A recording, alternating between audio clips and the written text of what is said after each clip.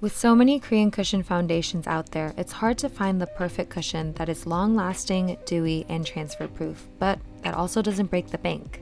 In the last few weeks, I've tested out several different Korean cushion foundations, and I'm putting them all to the test through an entire day in my life to see if it's something worth picking up this season. So in this week's video, we are trying out the A'PIEU Haute or Hot, depending on how you say it. I'm definitely probably pronouncing it incorrectly, cushion foundation. And I'm gonna go ahead and check the website to let you guys know what this cushion advertised itself as. Number one, it says it's a moisturizing cushion foundation that turns your skin into dewy, radiant skin with luminous luster. Number two, offers excellent coverage for fine lines and imperfections all day long without darkening. And number three, a multifunctional product that provides UV protection, whitening, and wrinkle improvement. So I'm super excited to go ahead and try that out.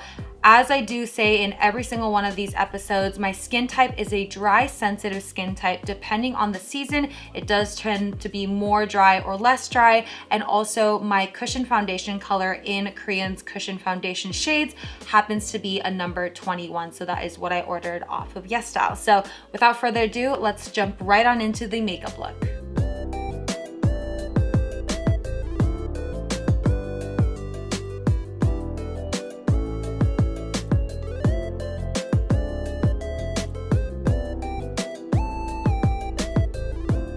Okay, so I've applied the cushion foundation, and before we get into my first initial thoughts on this cushion foundation, I do want to say that in every single one of these episodes, I have kept the primer as well as the skincare very consistent. I'm using the same exact primer and I'm not changing any of the lotions or sunscreens because I don't want it to change how the actual cushion foundation looks on my skin. So the base of it is exactly the same for every single one of these episodes in the Affordable Cushion Foundation series. So I zoomed you guys in so we could take a little bit of a closer look and give you guys my first impressions. And right off the bat, the number one thing that just stands out to me is the shade. As I said earlier in this video, I'm usually shade 21 across the board for Korean cushion foundations. Usually 95% of the time, what I order when I order a 21 usually matches pretty much to a T, give or take a little bit of a lighter or darker look.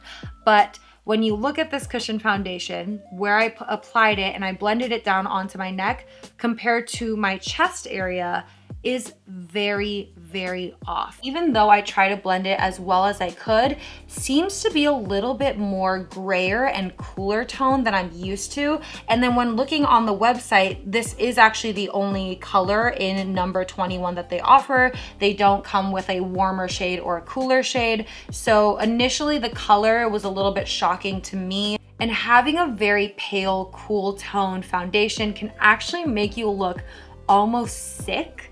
So if I were to order a shade 22 and it was still in this kind of cool tone range, even though it might match my skin tone a little bit better, it'll still make my skin look a lot duller. But moving away from the shade, when it comes to the coverage, I am pretty happy. Overall, I don't really need a lot of coverage, but on the website, it does say it has a excellent coverage. And I would say it's a medium coverage. It's definitely not full coverage. So on the website, it also says it's a multi-dimensional dewy glowy foundation. And when I first applied it, I totally agreed with that. You could see a little bit underneath my eye area, like here, that it is very glowy, but even just 3 minutes after applying the foundation, this part and the rest of my face has started to dry down, which concerns me right now because I feel like as the day progresses and as we vlog throughout the entire day, we'll probably see the cushion foundation start to mattify. And for someone with dry skin, that is the number one biggest problem that I have with cushion foundation, is that once it starts to dry down, my skin also gets really dry, and even the skincare base that I had earlier will just start to dry as well. So that's just like my first impressions on this. I really don't like just hating something right off the bat, but it just doesn't seem to be working for my skin currently. But that's why we're doing these videos, to really see if affordable cushion foundations are worth it. And I'm going to be continuing to wear this throughout the entire day to really see if it lasts, if it changes at all. Sometimes cushion foundations oxidize, and we'll see if it does anything like that. But right off the bat, I just really don't like it. But I want to test it out. I still want to test it out. So we're going to keep going with this, and I'll keep checking in with you guys to see how to wear with different times of my day. But I just don't like it.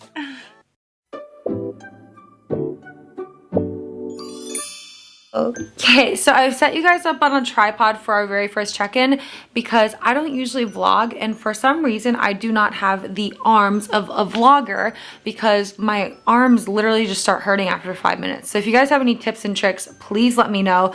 But it's been a productive day, which means it's time to go ahead and check in on the cushion foundation because it's been a few hours since I initially first applied it. Now, the concern of the color difference of how gray toned my face is compared to my décolleté area, it's still there, and I don't think it's going to change at all as the day progresses. But I did want to check in on the coverage and the moisture. And when it does come to the coverage, I do think it still has a good medium amount of coverage if that's what you're looking for. It has started to crease a little bit into the fine lines of my forehead. Around my eyes it does seem okay, but around my nose area you can see that it has started to lift a little bit around my nose. And around my mouth it seems totally fine. So it's a little bit of a spottier coverage. And when it does come to the dewiness of the foundation, as I said, I would not consider this a dewy foundation, but it does feel moisturized. It still has dried down more towards a velvetier finish with a little bit of highlights here and there. But I think it looks okay. The one huge thing was it being such a cool tone foundation and making me look a little bit sick or pale, especially on Zoom calls. That stuff pops up right away. So I don't really like the tone of this foundation, but it'll be interesting to see how it'll last through the rest of my workday and see if it'll transfer onto my face mask, which is something that I've been trying out in every single episode. So I'm interested to see if it does transfer at all. So I'm gonna keep working, and I'll check in with you guys in a few more hours.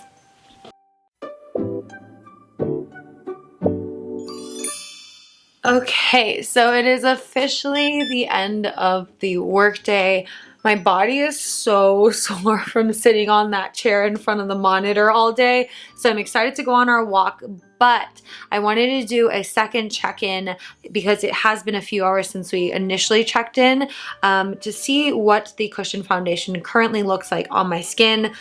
Once again, I'm just going to disregard the fact that my face color and my chest color are completely different and just move on into the coverage and the moisture level of my skin. When it does come to moisture, when we first checked in, I did see a lot of settling into the fine lines, which it hasn't worsened. It's still there, obviously, because I haven't touched it up.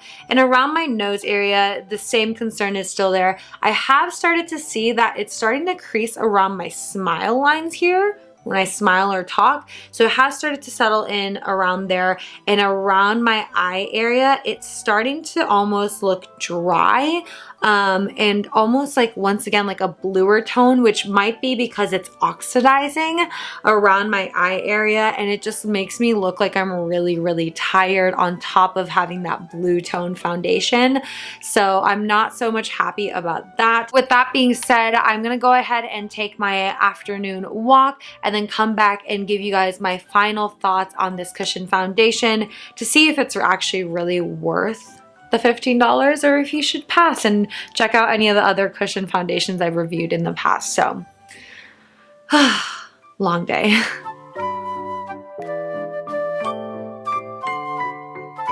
Okay, so I'm done with my afternoon walk and wanted to do a final check-in to see how this cushion foundation has held up even after a long workday and going out on a walk with a face mask on. And because of this time, I really wanted to see if it was transfer proof, especially while wearing a face mask. And as you guys can see, there is no foundation on my face mask. So I'm pleasantly surprised about that aspect of it. Once again, I am not checking the different tone of my skin color, but I wanted to check in on the coverage and the moisture level. I'm gonna start off with moisture level because I'm actually pleasantly surprised with how this is held up. My skin is still very much so moisturized. It just has more of a velvety finish. So I'm gonna give that to them. But when it does come to the wear and tear of this foundation, I do see it once again creasing up here. My under eye area literally looks like I haven't slept in days. And around my mouth area, it's picking up, and then around my nose, once again, has been like the biggest concern of this cushion foundation.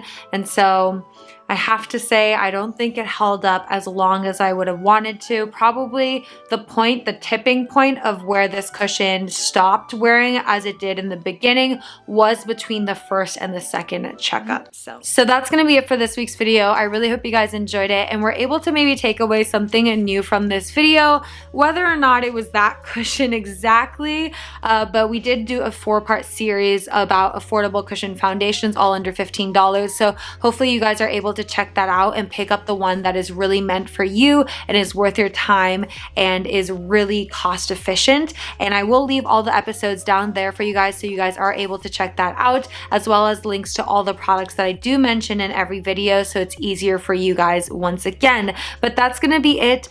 Thank you guys so much for the love and support. I've been loving having conversations with you guys here on YouTube and on Instagram. It warms my heart, and it really just goes back to I love creating content, and it really means a lot. So if you did end up liking this video and want to tune in for more, make sure to go ahead and hit that subscribe button. I'd love to have you guys over. I upload every single Saturday about Asian beauty, skincare, and lifestyle.